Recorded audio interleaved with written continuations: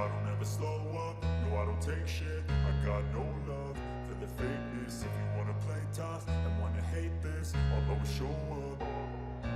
I don't ever slow up, no I don't take shit. I got no love for the fakeness. If you wanna play tough and wanna hate this, I'll always show up and make a statement. I don't ever slow up, no I don't take shit. I got no love for the fakeness. If you wanna play tough and wanna hate this, I'll always show up and make a statement. Everything.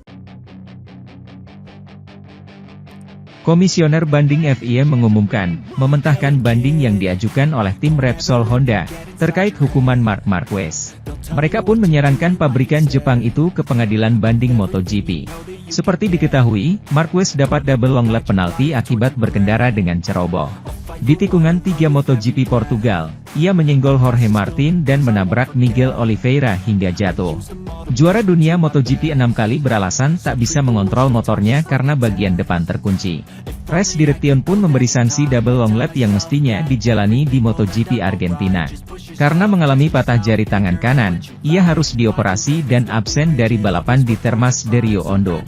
Situasi ini tak menggugurkan hukumannya. Marquez harus menjalankannya saat ia berkompetisi lagi. Ini kemungkinan terjadi di Circuit of the Americas. Menghadapi perubahan kriteria yang belum pernah terjadi sebelumnya, Honda memutuskan untuk mengajukan banding, yang tidak didengar oleh para pengurus pada Kamis. Seperti yang diharapkan, dan merujuknya ke tingkat yang lebih tinggi. Langkah tersebut tidak menghentikan tim untuk membela pembalapnya.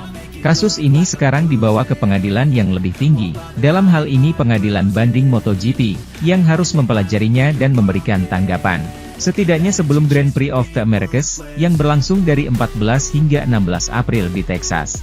Bagi Honda, yang pada awalnya menerima sanksi Marquez pada Minggu, masalahnya adalah perubahan kriteria yang dilakukan FIM. Sehubungan dengan sanksi yang dijatuhkan, Honda menganggap bahwa modifikasi sanksi yang terdiri dari perubahan kriteria kapan sanksi harus diterapkan, dan bahwa modifikasi ini dikeluarkan oleh FIM 2 hari setelah sanksi awal yang bersifat final dan definitif, tidak sesuai dengan peraturan yang berlaku. Demikian pernyataan resmi yang dikeluarkan. Dalam catatan yang sama, tim yang berbasis di Tokyo ini mengatakan akan mengajukan banding ke CAS, Pengadilan Arbitrase Olahraga, yang dapat menunda penyelesaian kasus ini selama beberapa bulan.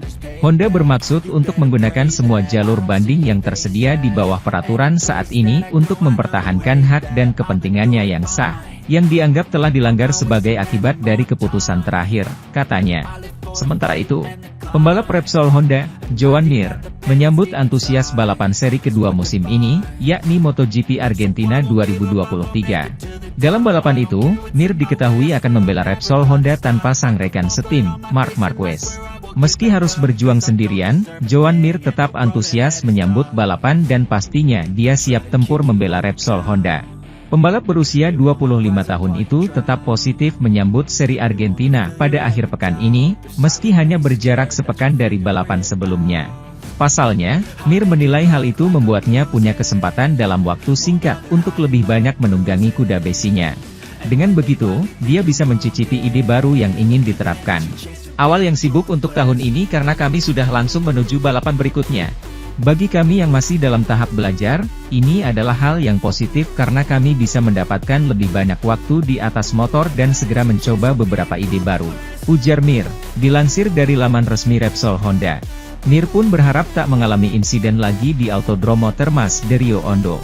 Tujuannya jelas, yakni agar masa adaptasinya dengan Honda berjalan dengan baik, sehingga performanya dan juga kecepatan motornya bisa terus ditingkatkan.